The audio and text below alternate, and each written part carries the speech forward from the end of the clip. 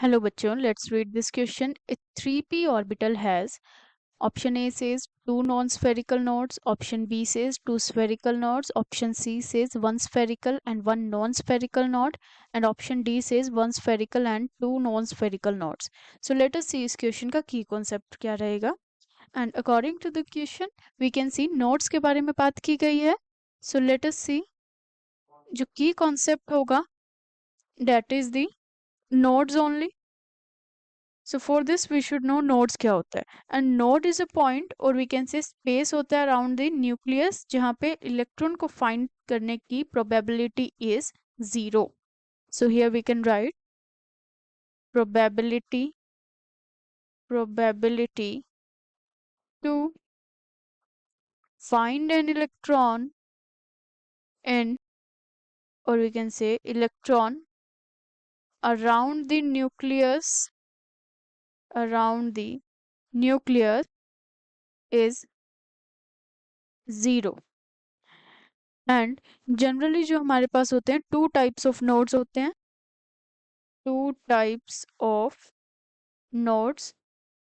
एक होते हैं हमारे पास रेडियल नोड्स जिन्हें हम स्फेरिकल नोड्स भी बोलते हैं. These are also termed as the spherical nodes. And the second type is angular nodes which are also known as the non-spherical nodes. Radial nodes are termed as the spherical nodes. As the name suggests, जो spherical surface होगा around the nucleus, वहाँ पर electron को find करने की probability will be 0. That is the spherical node. And non spherical nodes वो होंगे जो that is the plane area और the planar area around the nucleus जहाँ पर इलेक्ट्रॉन को फाइंड करने की probability will be 0. So this was all about the radial nodes and angular nodes, or we can say spherical node or non-spherical node. According to the given question, 3p orbital जो है उसमें हमें बताना है spherical और non spherical nodes के बारे में.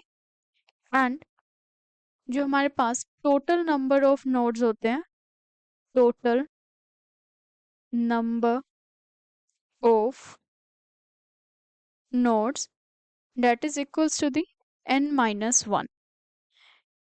एंड जो हमारे पास n है it represents the principal quantum number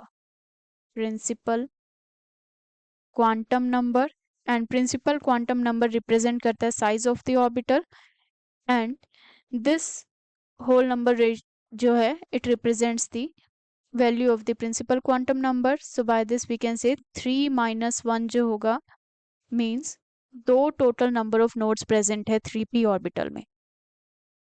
now we have the formula to find the spherical nodes. जो हमारे पास नंबर ऑफ स्फेरिकल नोड्स होंगे, स्फेरिकल नोड्स, उसके लिए जो फॉर्मूला रहता है दैट इज n-l-1. और जो यहाँ पे l है it represents the azimuthal quantum number. And azimuthal quantum number जो है इसका वैल्यू जो है it lies from 0 to n-1 generally. And it determines the shape of the orbital. So जो हमारे पास गिवन है that is the p. And जब हमारे पास l का वैल्यू 0 रहता है then it represents the s orbital. If it is 1 then it will be p orbital. अगर 2 वैल्यू है तो ये d को रिप्रेजेंट करता है, 3 and so on, f and it goes on. So हमारे पास p ऑर्बिटल की बात की गई है and 3 is the principal quantum number. So p के लिए जो l का वैल्यू होगा that will be 1-1. So it will give 1 spherical node. अगर हमारे पास टोटल नंबर ऑफ नोड्स है 2, एक हमारे पास स्फेरिकल नोड हो गया. सो जो हमारे पास नॉन स्फेरिकल नोड होगा,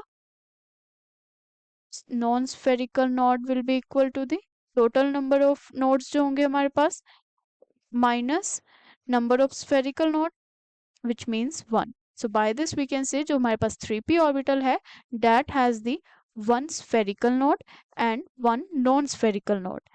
सो by this we can say जो हमारा फाइनल आंसर होगा that will B option C. So let us write the final answer of this question. Option C. 1 spherical and 1 non-spherical